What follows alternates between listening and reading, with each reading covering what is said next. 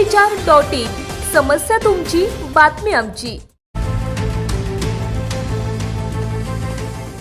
महज 4 दिन में चांद पर पहुंचा था अमेरिका। रूस को भी बस 4 ही दिन लगे थे, लेकिन चंद्रयान 3 यानी भारत को चांद पर पहुंचने में लगेंगे 42 दिन।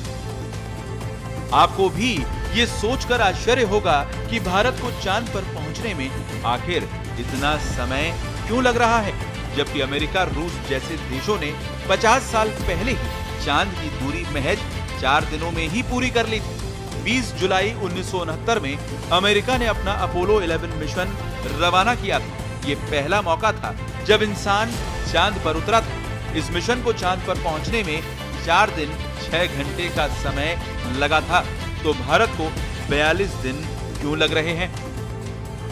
अब आपको इसके पीछे की वजह बताते हैं। 2 चंद्रयान लॉन्च करने के बाद भारत का अब तीसरा चंद्रयान तैयार है। 14 जुलाई को दोपहर 2:30 बजे चंद्रयान 3 मिशन लॉन्च किया जाएगा।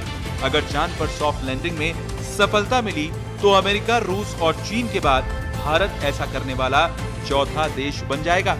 चंद्रयान 3 अपने लॉन्च के लगभग 1 महीने बाद चंद्र कक्षा में पहुंचेगा।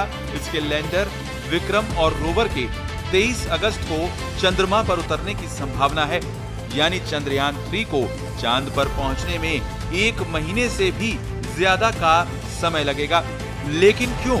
इसका जवाब रॉकेट की डिजाइनिंग, इस पर खर्च होने वाले ईंधन और चंद्रयान की स्पीड में छिपा है।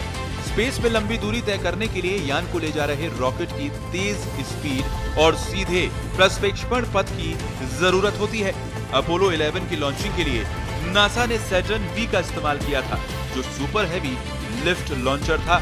ये प्रति घंटा 39,000 किलोमीटर की यात्रा कर सकता है। इसके अलावा इसमें 43 टन भारवाहक क्षमता थी।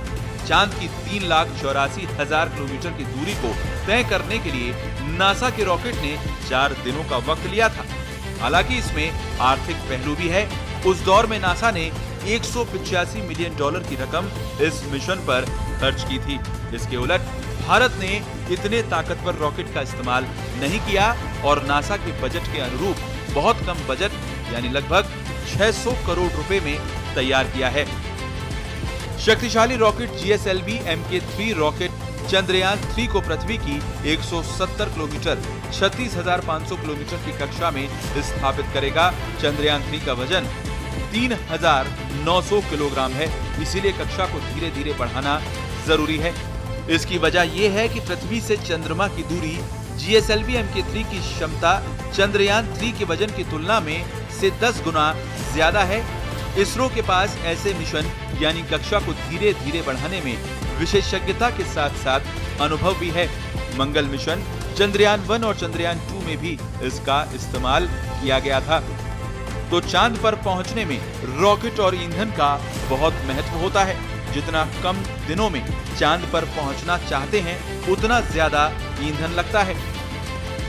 भारत ने पिछले 2 चंद्रयान मिशन के बाद अब चंद्रयान 3 में कई तरह के बदलाव भी किए हैं। चंद्रयान 3 में ऑर्बिटर मौजूद नहीं है, क्योंकि चंद्रयान 2 का ऑर्बिटर अभी भी चंद्रमा की ऑर्बिट में ठीक से काम कर रहा है। चंद्रयान 3 में ऑर्बिटर की जगह प्रोपल्शन मॉड्यूल लगाया गया है। ये मॉड्यूल नेविगेशन में मदद करेगा।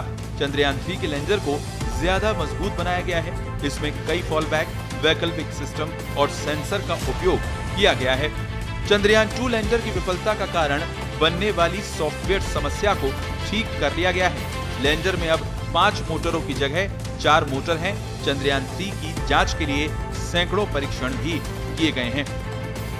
स्पेशल रिपोर्ट, पत्रिका टीवी।